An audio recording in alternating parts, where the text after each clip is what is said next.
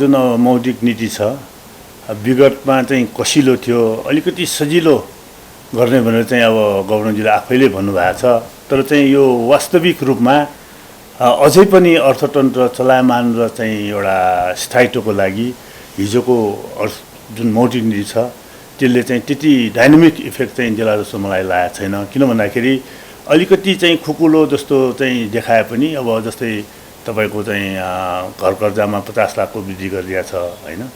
अनि यो साना कर्जालाई चाहिँ अलिकति प्राकृतिक यस्तो परेकोलाई रिसेड्युल गर्ने भन्ने कुरा छ। तर समग्र अर्थ चलायमानको लागि चाहिँ जुन सरकारको जीडीपी ग्रोथ 6% गर्ने भन्ने छ त्यसको लागि चाहिँ एउटा अर्थतन्त्र स्वतस्फूर्त चलायमान हुनुपर्छ र चाहिँ अर्थतन्त्रमा चाहिँ राजस्व वृद्धि हुने कार्यविधि आउनुपर्छ र चाहिँ जुन किसिमको एउटा ब्याज दर सम्बन्धी अझै पनि ठोस एउटा प्रभावकारी चाहिँ नीति आउन सकेन र महँगी ब्याज दरमा अर्थतन्त्र चलाउन कठिन छ र चाहिँ यसले गर्दाखेरि जीडीपी ग्रोथमा चाहिँ इम्प्याक्ट पनि पर्छ र चाहिँ हाम्रो जुन एउटा गएको असार मसान्तसम्मको चाहिँ हेर्दाखेरि मोटामोटी 5 खरब चाहिँ अधिक तरलता रकम छ भनेदेखि त्यो चिज कर्जा प्रवाह गरेर व्यवस्थित गर्ने कुरामा अझै पनि चुकेको अवस्थामा छ भन्ने कुरा चाहिँ राख्न चाहन्छु। जुन किसिमको एउटा संगठन हिसाबले हाम्रो चाहिँ चेम्बर अफ कमर्स अन्य छात्र सङ्गठनले पनि संयुक्त रूपमा पनि हामीले सुझाव पेश गरेका थियौँ। त्यसमा के छ भन्दाखेरि यो सबभन्दा ठुलो इम्प्याक्ट अर्थतन्त्र चलायमान र स्थायित्वको लागि अत्यावश्यक कुरा भनेको ब्याज दर हो।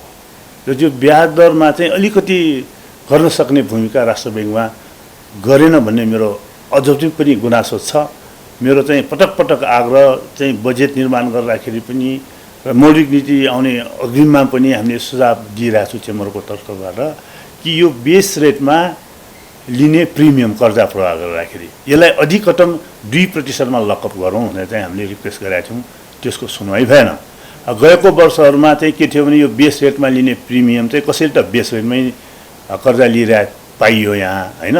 0.25 देखि म्याक्सिमम 1.5 सम्म चाहिँ कर्जा प्रवाह गरी बेस रेटमा प्रिमियम लिने प्रचलन थियो भने अहिले 5%, 6% त्यसरी पनि लियो हैन। यसलाई चाहिँ अलिकति केही वर्ष विषम परिस्थितिमा अर्थतन्त्र टुटेको छ, सबै उद्योग व्यवसाय घटेको छ, अब जनताको खल्तीमा पैसाको कमी भएको छ, महँगी बढाएको छ हैन। धेरै जसो पसलहरू बन्द भएको अवस्था छन्, उद्योगहरूको उत्पादन पनि घटिरहेको अवस्था छ भने यसलाई चलायमान गर्नको लागि अलिकति ब्याज दरमा चाहिँ फ्यासिलिट हुने कुरा जुन मुलुकलाई कुनै पनि इम्प्याक्ट पर्दैन र चाहिँ ब्याङ्कलाई पनि डर अलिकति घटेर पनि दायरा बढेर बिजनेसको भोल्युम बढ्छ।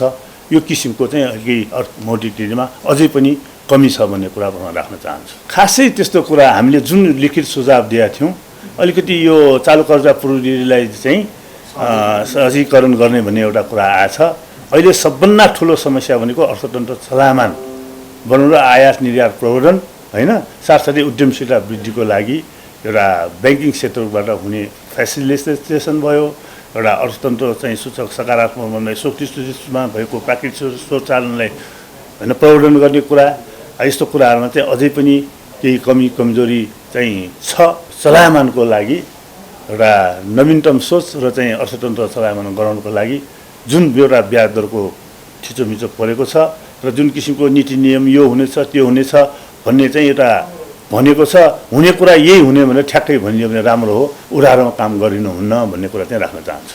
गत 1 वर्षदेखि एकदम मागको कमी भएको राष्ट्र ब्याङ्ककै सङ्कुचित मौद्रिक नीतिले गर्दाखेरि मागको कमी भएर एकदम मनोबल खस्किराखेको अवस्थामा यो अलिकति अर्थतन्त्र चलायमान बनाउने गरी अर्थनीति मौद्रिक नीति ल्याउनुपर्छ भन्ने हाम्रो माग थियो।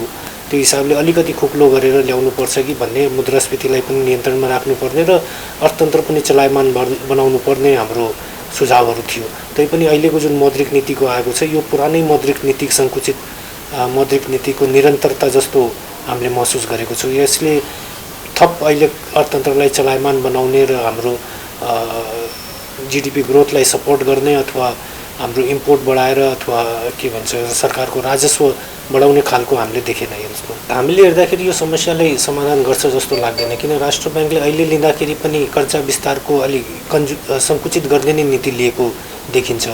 अघिल्लो मौद्रिक नीतिमा कर्जा विस्तार 12.6% राखेकोमा योपालि घटाएर झन् 11.5% कायम गरेको छ, टार्गेटै घटाइएको छ। अघिल्लो वर्ष अब 12.6 राख्दाखेरि पनि राष्ट्र बैंकका नीतिहरूले गर्दाखेरि 4% भन्दा बढी माथि जान सकेको छैन कर्जा विस्तार। अब यो यसमा टार्गेटै घटाइदिँदाखेरि यो थप 4% भन्दा पनि घटिराख्न खोजेको हो कि राष्ट्र बैंकले भन्ने पनि एउटा इन्डिकेसन दिएको छ। दोस्रो, अब यो ब्याज दर पनि अति नै बढिराखेको अवस्थामा ब्याज दर घटाउनलाई पनि केही कुराहरू आउँछ भन्ने हामीले सोचेका थियौँ। जस्तो कि अब नीतिगत दर त घटाइएको छ राष्ट्र बैंकले, तर नीतिगत दरले डाइरेक्टली ब्याज दरमा फरक पर्दैन। अनि यो के बैंक दर अलि घटाएको भए त्यसमा ब्याज दरमा सोझै असर पर्ने थियो। अरू कुराहरू पनि जस्तो हामीले धेरै कुराहरू राखेका थियौँ बजारमा लिक्विडिटी बढाइराख्नको लागि, काउन्टर साइक्लिकल बफरलाई पोस्टपोन गर्नुपर्छ भन्ने हामीले राखेका थियौँ। त्यसको बारेमा पनि केही उल्लेख भएको छैन। त्यो हिसाबले हामीले यो अब पोस्टपोन गरेका छैन नै मानेका छौँ। त्यो बाहेकको हाम्रो यो के भन्छ भने यो हाम्रो गुड लोनको लागि कोभिडको बेला 1.3% प्रोभिजनिङ राखेको थियो राष्ट्र बैंकले, त्यसलाई 1% गर्नुपर्छ भन्ने हामीले भनेका थियौँ। त्यो पनि नगरेको अवस्थामा अनि कर्जा पुनर्तालिकीकरणको पनि कुरा उठाएको थियो, किनभने गएको 1 वर्षमा धेरै समस्या परेको उद्योगहरूलाई कर्जा पुनर्तालिकीकरण गर्नुपर्छ भन्ने कुरा उठाएको पनि यसमा नसमेटिएको अवस्था छ। त्यसपछि हामीले एउटा कुरा अरू उठाएको थियो पुनर्कर्जाको। कोभिडको बेला धेरै बढेर 158 अर्बसम्म पुनर्कर्जा गएको थियो। त्यसलाई धेरै छिट्टै फिर्ता लिएको अवस्थामा यो बजारमा मागको समस्या आएको पनि हो। त्यो कारणले पुनर्कर्जालाई पनि एउटा इफेक्ट परेको क्षेत्रमा 40 अर्बदेखि 50 अर्ब पुनर्कर्जा पनि चालु राख्नुपर्छ भन्ने हाम्रो माग थियो। त्यो सबै समग्र हेर्दाखेरि कुनै पनि चिज कभर नभएको हिसाबले राष्ट्र बैंक अहिले पनि पुरानो त्यो सङ्कुचित मोनेटरी पोलिसीमै गएको देखिन्छ। त्यो हिसाबले अहिले यो अर्थतन्त्र चलायमान हुने अथवा मागको वृद्धि हुने चाहिँ देखेको छैन। अब यसमा निजी क्षेत्रलाई दोष दिनुको पछि त मैले देख्दैन। यसमा के छ, निजी क्षेत्र सरकारको नीतिमाथि चल्ने हो। राष्ट्र बैंकले जब 20% को करिब 20% 21% कर्जा वृद्धिको टार्गेट लिएर मोनेटरी पोलिसी ल्याएका थियो विगतका 2-3 वर्षमा, त्यो बेला त्यही नीति अनुसार बैंकहरूले पनि कर्जा विस्तार गरेका छन्। त्यही नीति अनुसार निजी क्षेत्रले पनि लिएको अवस्था छ। त्यो कारणले निजी क्षेत्र कर्जामा डुब्यो, निजी क्षेत्रलाई त्यो कर्जा घटाउने भन्ने कुरा हुँदैन। अब निजी क्षेत्रको कुरा गर्ने हो भने अब तपाईको कर्जा बढेको भनेपछि सरकारको नीति अनुसार बढेको, अहिले सरकारले फेरि त्यसलाई घटाउने नीति लिएछ, घटेको छ। किन अब त्यो त्यहाँ समस्या कहाँ थियो भनेपछि राष्ट्र बैंकले नीति लियो बढाउने विस्तार गर्ने, बैंकरले पनि त्यो अनुसारको लगानी गर्यो, निजी क्षेत्रले पनि लियो। अब यहाँ समस्या के देखिरहेको छु अथवा के भनिएको छ भने त्यो कर्जाको मिसयुज भयो, होइन मिसयुज भयो, अनप्रोडक्टिभ क्षेत्रमा गयो, सेयरमा गयो, घर जग्गामा गयो भनिरहेछ। तर अब त्यो कुरामा पनि निजी क्षेत्रलाई दोष दिनुभन्दा पनि यो मोनिटरिङको काम त बैंकको थियो, बैंकले हेर्नुपर्छ र सम्पूर्ण निजी क्षेत्रले त्यो कर्जाको दुरुपयोग गरेको छैन। बजेट र मोनेटरी पोलिसीको सामञ्जस्य नमिलेकै अवस्था छ। अघिल्लो पनि जुन 8% को वृद्धि लिँदाखेरि र हाम्रो झन्डै 2% को हाराहारीमा आर्थिक वृद्धि आइरहेछ, त्यसको कारण पनि यो आर्थिक र फिस्कल र मोनेटरी पोलिसीको सामञ्जस्यता नभएको हो। र अहिलेको जुन मोनेटरी पोलिसी आएछ त्यसले गर्दा पनि हामीले यो 6% को आर्थिक वृद्धि हासिल हुन्छ जस्तो लागिरहेको छैन।